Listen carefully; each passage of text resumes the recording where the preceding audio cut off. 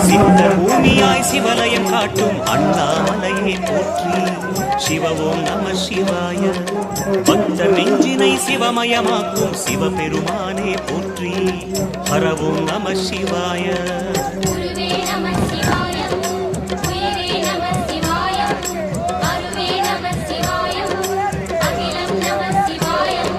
நம சிவாய நம சிவாய ஓம் நம சிவாய. நம சிவாய நம சிவாய ஓம் நம சிவாய.